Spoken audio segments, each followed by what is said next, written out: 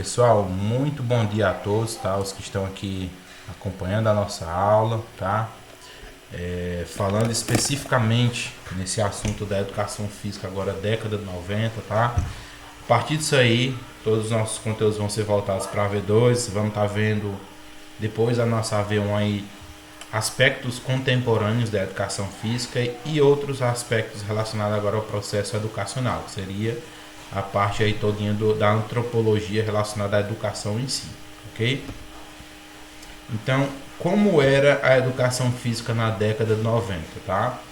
Primordialmente, a educação física ela passou sim agora, diferentemente do que a gente viu anteriormente nas outras décadas, tá? Para poder frisar isso aí, a educação física escolar ela passou a ter um papel mais importante agora na educação. Então, para quem está iniciando agora, é claro, o primeiro semestre não vem de outro semestre anteriormente, tá? Vocês podem compreender que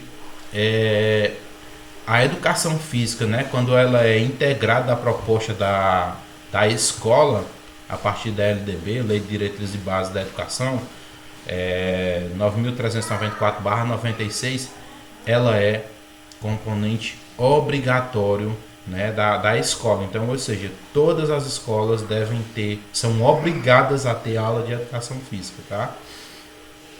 Por mais, é claro, agora nesse aspecto a gente não vai contextualizar tanto de como é que a educação física está sendo vista e tratada aí no ensino médio, principalmente nas escolas de ensino profissionalizante, cada vez mais tem diminuído não só as profissionalizantes, mas também as escolas de tempo integral, né, do ensino médio, tem diminuído a carga horária de educação física. Então, se com o passar dos anos, que os estudos têm mostrado, que cada vez mais os países estão desenvolvendo uma população obesa, é para se fazer a seguinte pergunta: se nós temos um componente que é voltado à promoção da saúde dentro do ambiente escolar, tá? Eu estou puxando um assunto da década de 90, mas eu já estou contextualizando. Por que que eu acabo diminuindo a carga horária dessa disciplina, sabendo que tudo que as crianças aprendem até seu estágio aí, de maturação, até mesmo a adolescência, podem perdurar ao longo da vida? Se eu diminuo o tempo de prática, de exposição à atividade física, como é que eu quero que essa criança, esse adolescente, vire um adulto ativo, tá? São algumas perguntas para a gente se fazer. Então, é claro, com o LDB 9.394/96, a educação física agora ela passa a ser um componente curricular e deixa de ser uma prática comum. Um componente curricular obrigatório, com sua importância, com toda a sua estrutura, muito parecido e idêntico a quem? A matemática, português, história, geografia, tá? Dessa forma, a própria educação física na década de 90, né, apareceram, né, com essa reformulação, com essa implementação, é claro, que agora vai aparecer novos desafios.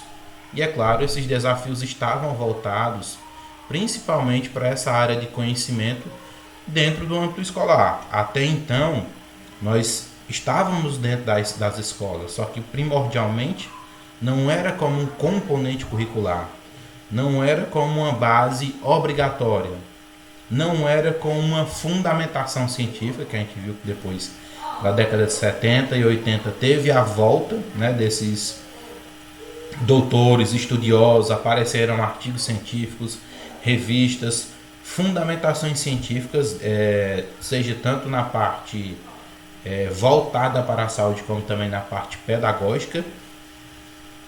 E a partir disso, com essa implementação, com essa entrada dentro das escolas, surgiram as primeiras dúvidas, os primeiros desafios, né? O que é que a gente ia tratar dentro da escola? Quais eram os principais aspectos, tá? E aí, se ficar essa brecha de conteúdo, vocês de dúvida sobre o que era para ser visto, o que é que deve ser visto, quais são os conhecimentos, quais são os conteúdos, isso aí é um tema tratado em outra disciplina mais à frente, que é a educação física escolar, tá? Para que fique bem frisado isso aí. Então entrando a educação física agora na escola, surgem novos desafios, né? assim como a sua entrada. Então tivemos, ou a educação física teve que se apropriar do conhecimento teórico prático. Ou seja, não há discriminação, por exemplo, igual às décadas 70 e 80, que simplesmente o conteúdo era totalmente ou fundamentalmente prático.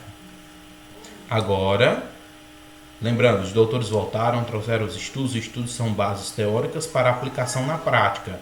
Então agora nós temos essa relação teoria e prática, né? Com o surgimento, é claro, dessas referências na área. E é claro, para que fique, se alguém tiver em dúvida com relação a isso, é relacionar o conteúdo escrito, a fundamentação com a parte prática, o colocar a mão na massa, o executar em si, tá? Então, através disso, com esses novos desafios, com essa apropriação agora de um conhecimento fundamentado, né, com bases em referências, estudos teóricos práticos que surgiram e acabaram alavancando a educação física nessa década de 90, surgiu-se assim, né, conquistas que até hoje perduram sobre a relevância da nossa educação física, da educação física no campo escolar. Então, por isso que integrada a proposta da pedagógica da escola, ela é componente curricular obrigatório. Aí você pode se fazer a seguinte pergunta: Kleber, e como é que fica educação física do primeiro ao quinto, né? A educação física do primeiro ao quinto, não há totalmente a obrigatoriedade da educação física, teoria e prática, mas na lei prediz isso, porém, muitos municípios e escolas não adotam. Geralmente, quando fica nessa parte aí, até mesmo na educação infantil, que deveria ter o profissional de educação física, geralmente quem fica com essa parte aí é o pedagogo, né? Que aí ele é claro, ele é o professor chamado polivalente, português, matemática, história, geografia, educação física, tudo que tiver, né? Só que eles não têm essa formação ampliada para essa área. É claro, português, matemática, geografia deveriam ser formações específicas, tá? Mas no caso da educação física, para essa área que lida tanto com o motor, com o emocional, tá? E mais uma vez, em outras disciplinas nós vamos discutir também a questão da inteligência ligada à parte emocional, é movido pelo emocional.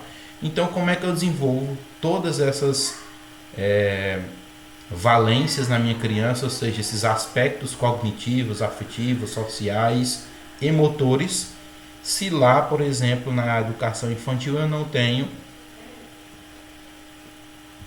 um profissional adequado com essa formação que seja direcionado para onde? Para a parte motora, psicológica e afetiva, tá? Kleber, Oi. é, o senhor está explicando aí sobre a base infantil, certo? Aí eu estava perguntando, por que eles acham que a psicologia infantil, é, eles acham que não se saber essas coisas, então não é nada muito profissional. Por isso que eles não contratam realmente um professor de educação física profissional. E sim, por exemplo, outra pessoa que possa fazer isso, ou qualquer pessoa, entendeu? E eu já vi escolas assim, que tipo, do ensino fundamental, dos pequenininhos, às vezes eles não têm um professor profissional.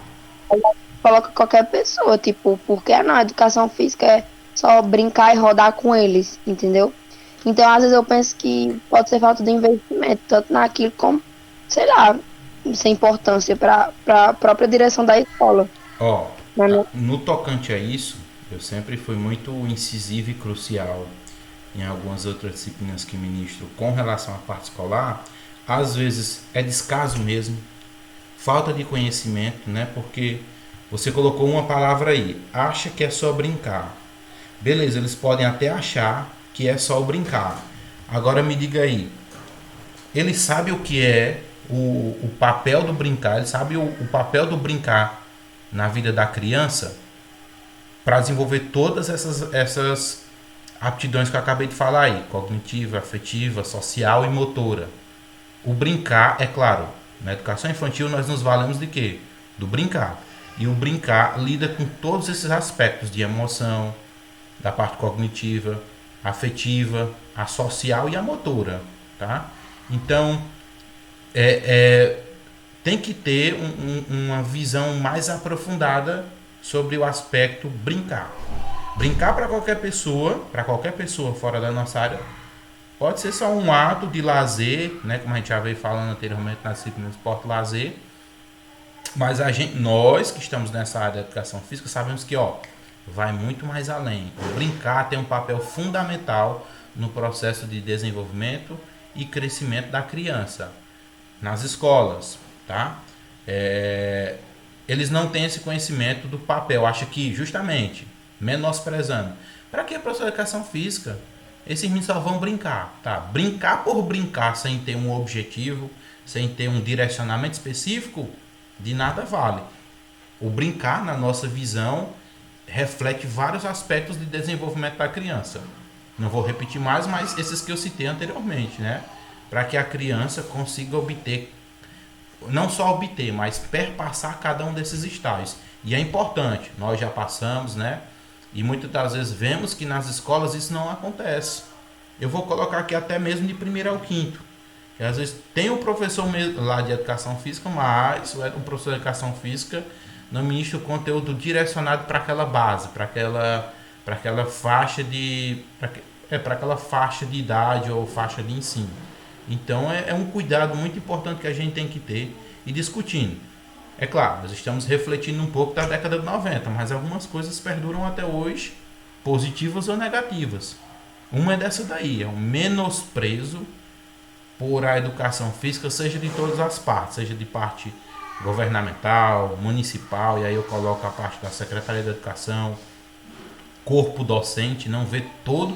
Por que a gente estuda anatomia, fisiologia, crescimento e desenvolvimento, deixa eu ver o que mais aqui, educação física escolar, tantas outras disciplinas para chegar lá e dizer que é só brincar. Ixi, vai muito mais além disso. Pode falar, viu, William?